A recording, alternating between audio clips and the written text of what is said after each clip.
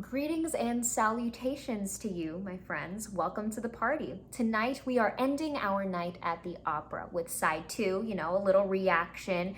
And I have a feeling that in the mix tonight, we're headed right for one of my very favorite songs of all time. So cheers to that. And cheers to hearing some things for the very first time, some new stuff. With Queen, everything's exciting. Kicking us off, we've got the Prophet song. Sounds regal enough.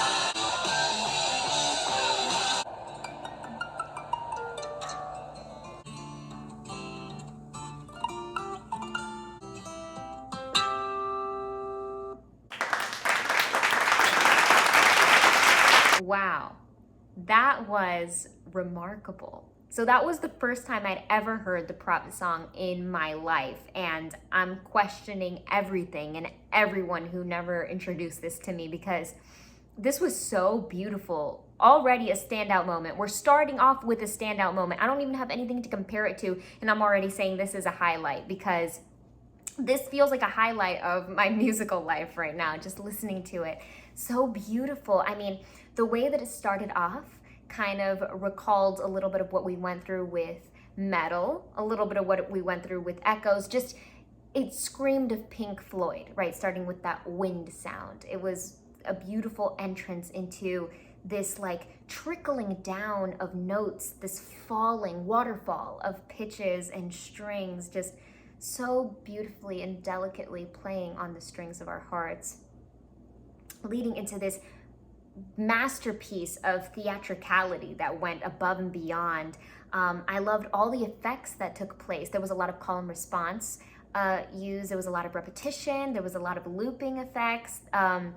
Everything really, really cool. I loved the way that there was this cohesive nature throughout. It felt like this song took up quite a bit of time, but every second felt purposeful and meaningful, and every time it felt like we were starting to branch off into a new section, there was something being recalled of a previous section. It was like everything was interconnected and interweaved.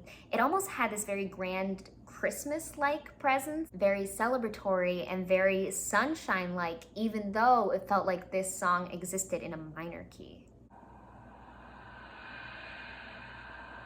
So that little whoosh of wind and air is a very Pink Floydian metal type of intro.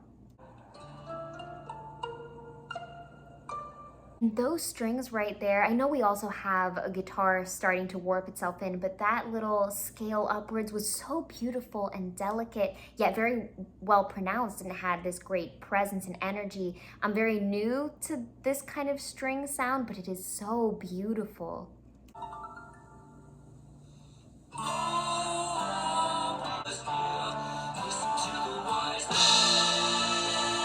The decision to have the voice feel pulled back and feels distant, and it feels very, very filtered and underneath several layers is really interesting, so that we can have that explosive moment at the end with the percussion and everything just breaking through the scene onto the real stage. It feels like we moved from backstage behind the light to bam, stepping right into that light and then taking over.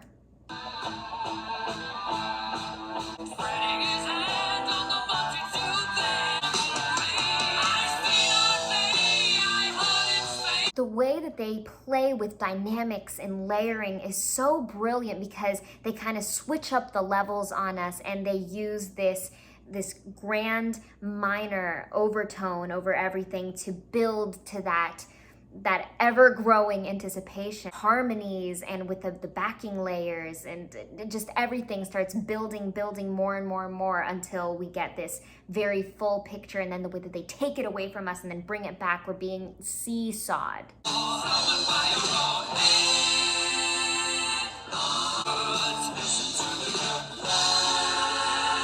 The way they switched up the direction on us right there, that was so genius and such a brilliant maneuver, so beautiful. And the way that they did that with executing perfect vocals with the harmonies, and those ahs in the background just kind of diverted us into this new section and gave us a really, really interesting and saucy, spicy chord.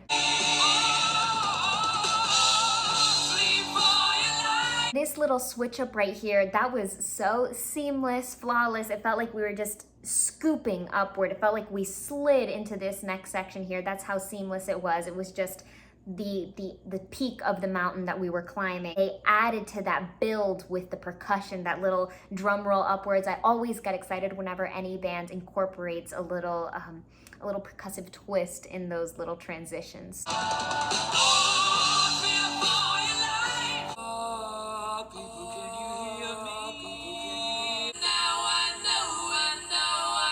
I love this looped effect right here. I think it's really efficient for getting the feeling that they're trying to pull through. With this device, he's able to harmonize with himself. He's able to create that echo effect. He's able to incorporate repetition. He's able to cut himself off while still letting himself go and not have to cut the last section short. Such an interesting display of artistry, and I think that it's perfect in a piece like the Prophet song.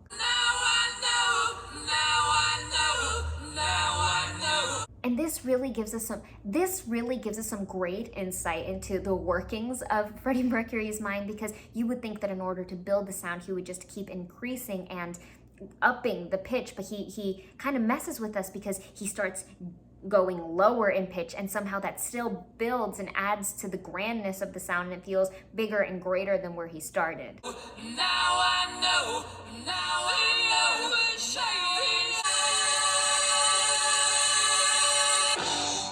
Now, when we listened to this for the first time, I thought that this is where the song ended, so the fact that they kept on going, it felt like it was a trick ending, and I also wasn't expecting a revamping of the instruments again. I thought that we were done with the instruments, so this was like a double-edged sword, just two tricks twice in a row.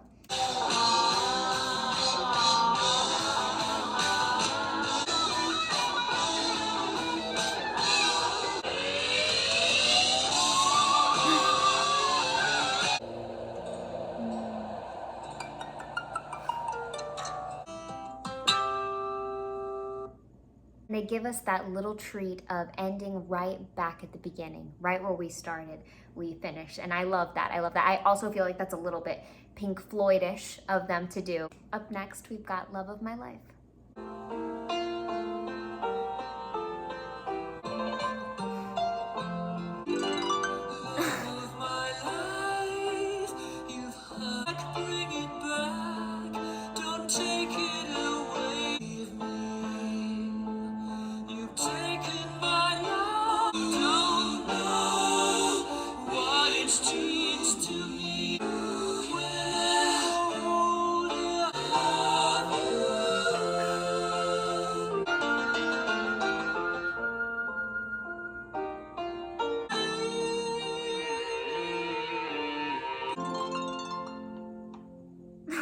So I've already heard Love of My Life before a few times. I'm not very, very familiar with it, but oh my gosh, every time I listen to it, it's like it's the first time. It's so beautiful and mesmerizing.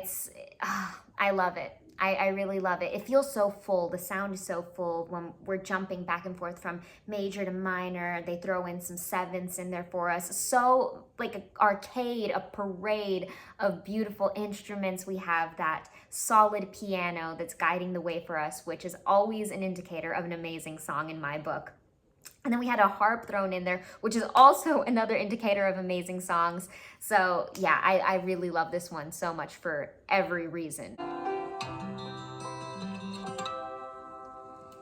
Even just the combination of the strings with the piano there is, it's just so heartwarming already. And I love how they sneak in those little trills and flourishments to kind of indulge in a more Baroque feel for just a few seconds. And incorporating that harp also allows us to feel that we are transcending into yet another realm, a celestial, beautiful dimension, the doors of heaven being opened.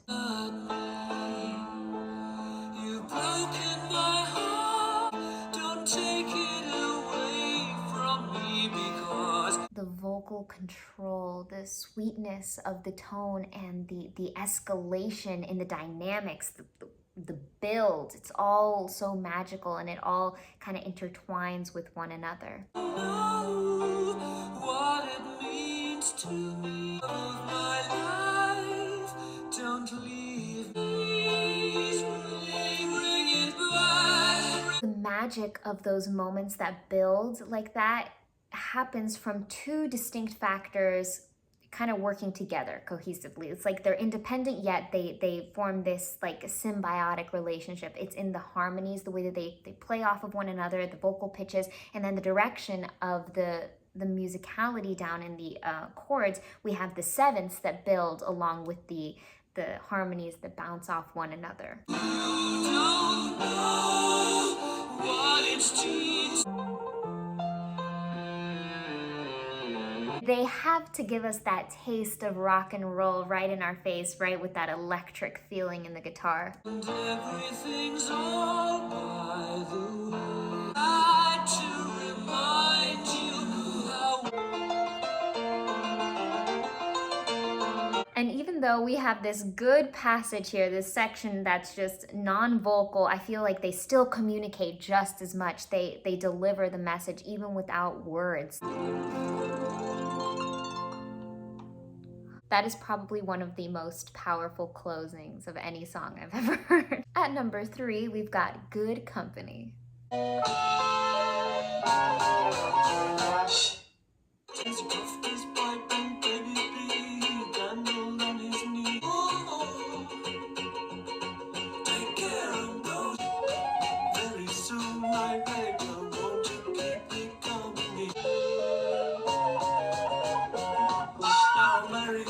Behind the door, if it's my own limited company, really anyone with me.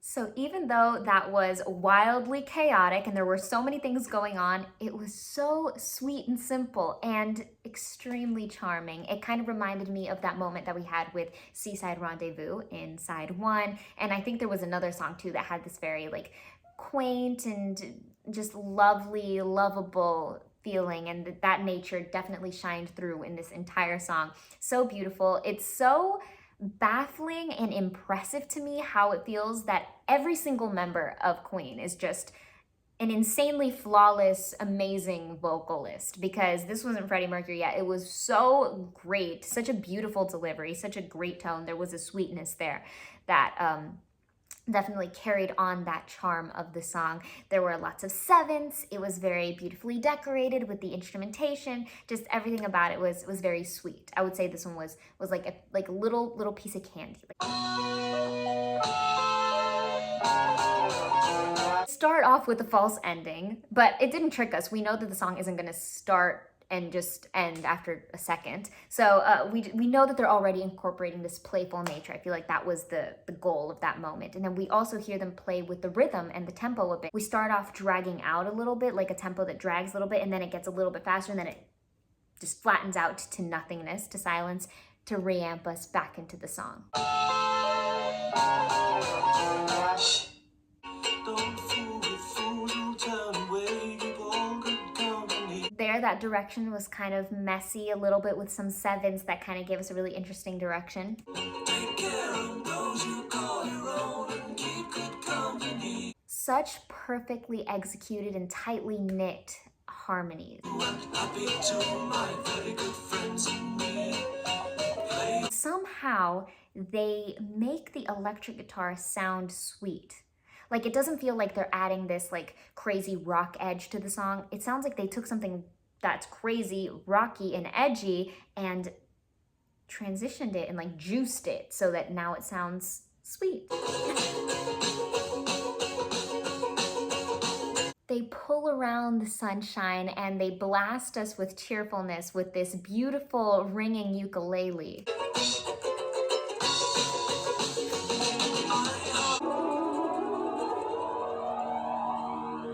That transition was so epic, it kind of reminded me a little bit of Willy Wonka for some reason. And then now we get into this section and it feels very cosmic, very galactic, you know, having already spoken about Pink Floyd.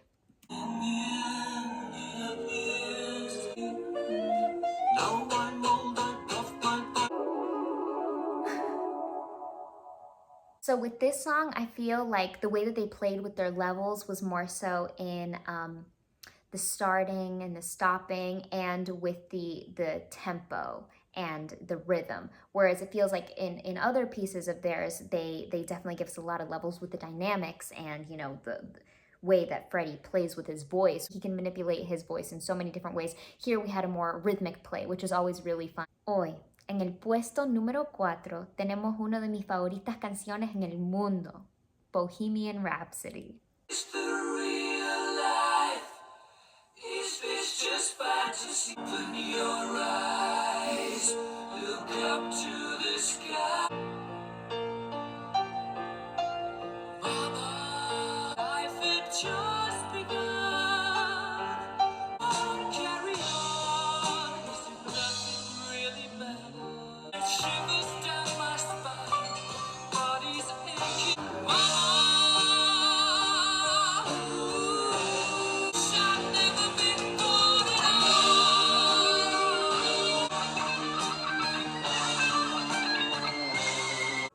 I see a little silhouette of a man. Scaramouche, Scaramouche. Easy come, easy go. Will you let me go? Bismillah.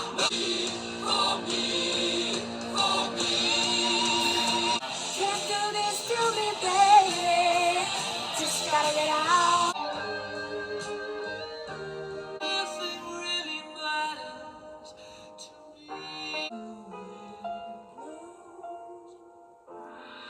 Just such a masterpiece. It always leaves me in awe. I've listened to this song maybe 3 billion times.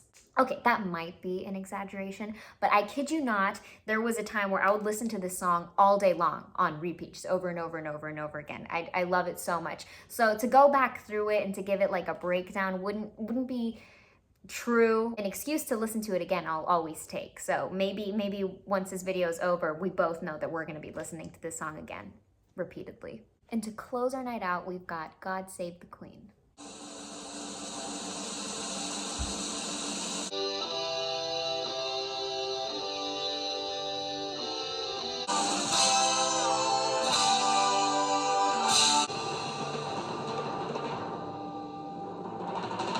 Whenever I expect vocals, they're not there. And whenever I don't expect them, they are. But what a regal and majestic way to end the night. I also feel like we started it off majestically too, and all the way through, it was just sweet and beautiful and iconic and amazing. And I'm so glad that we had our night at the opera. And thank you for joining me and coming along with me and making this night so amazing. Before letting you guys off the hook for the night, some thanks are in order. So everybody, put your hands together for our astounding super thanks heroes. Thank you, Rob K, Robert Butler, Bob Charles, Swedish Jeff 2022, Jerry Manas, Drink Your Tea, and Peter Buwen. And a drum roll, please, for our ultimate super thanks superheroes, Paul Edwards and Richard Olsen. I love you guys so very much. Thank you for making a huge impact in my life. One last little thing from my heart to yours. Paul Edwards and Richard Olsen, you know. You couldn't fill up an ocean, describe how much you're worth. It goes way beyond the words and higher than the sky. More valuable, but I'll try to reach my arms out to you. Be breezy and please take it easy. I hope that your day is filled with a million blessings and that just the best things possible keep happening to you all day long and for the rest of the week. I'll see you guys very soon. So remember to take care and take it easy.